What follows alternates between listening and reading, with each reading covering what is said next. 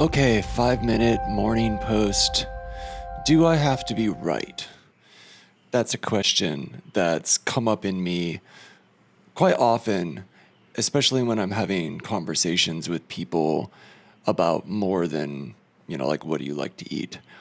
When conversations get into opinions, feelings, ideas, I've noticed that it quickly turns into it sometimes quickly can turn into a conversation about like who's right or what is right, which isn't abnormal, I guess. The first time I really started thinking about this or even noticing it more was when I read Marshall Rosenberg's book about nonviolent communication. I think that was like in 2018, something like that. And in his book, he talks about how most people, when they're in a debate or argument, it's about who's right and who's wrong. And that creates a lot of the communication challenges that we face interpersonally, in our relationships, and also in the world at large. Because another thing that tends to be true is that everybody thinks they are right. So if I think I'm right and you think you're right, and we're having an argument, and the unconscious or hidden purpose or assumed purpose of the conversation or argument is to find out who is right, neither of us is going to win, right? And primarily, that's the reason Marshall Rosenberg is able to show that, most conflict arguments never get anywhere. They always result in violence or, maybe at a minimum, hurt feelings, feelings of negativity, feelings of anger, resentment, things like that, because, well, I'm right, you're right, and we're arguing about who's right, but we both feel we're right. It's just something that once you hear that, think about that idea that most people think they're right, and also start noticing that most conversations, especially, I say conversations, Marshall Rosenberg and nonviolent communication mostly focuses on arguments, conflicts, that kind of thing, debates. But in my own experience, I feel like I can notice that just in everyday conversations, discussions about things. Maybe it's like me sharing what I think about a movie that I saw, or what I think about a restaurant that I ate at, or, me sharing my own experience.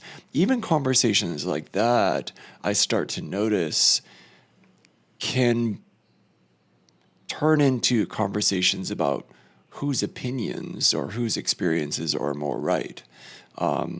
It happens a lot. And so what?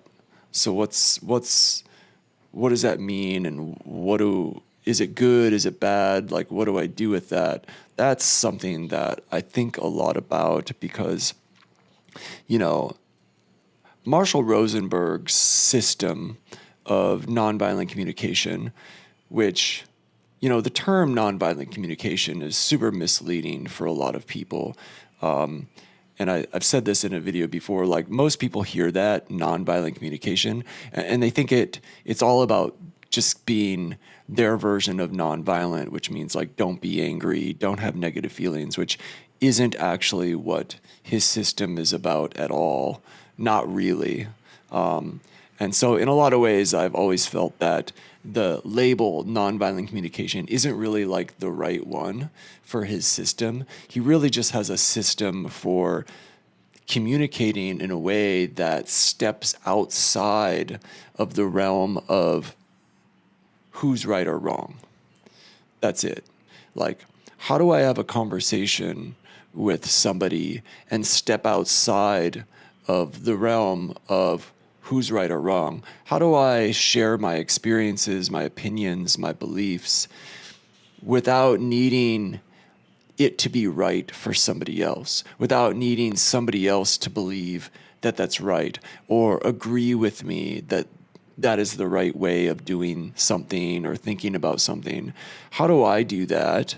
And also, how do I hear other people's opinions, other people's experiences, and allow those things to be right for that person without needing to doubt it, without needing to interject, without needing to say anything that sounds like, no, that's not really right, or that's not really the case, or, I don't agree with that, or, whatever it is that just reveals the who's right or wrong thinking, which also then reveals the fact that I'm always going to think I'm more right than another person, and that person's always going to think they're more right. And, in actuality, we are, like your experience is your experience and my experience is my experience. So, coming back down to even like simple conversations about like, is Coca-Cola delicious or not?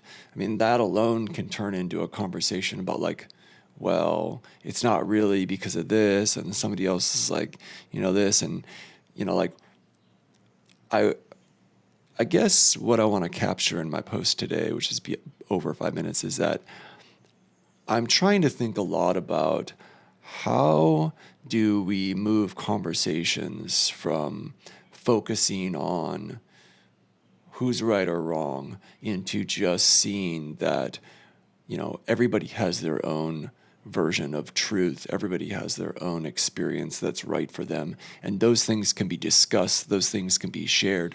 Those things can be delved into and explored without this need to quantify or like, quantify is not the right word.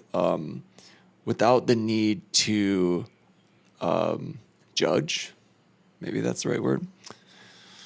Looking for a word that better says not judge how right or how wrong something really is. Just have it be there. So that's my post today. That's it. Happy, oh my God, Tuesday.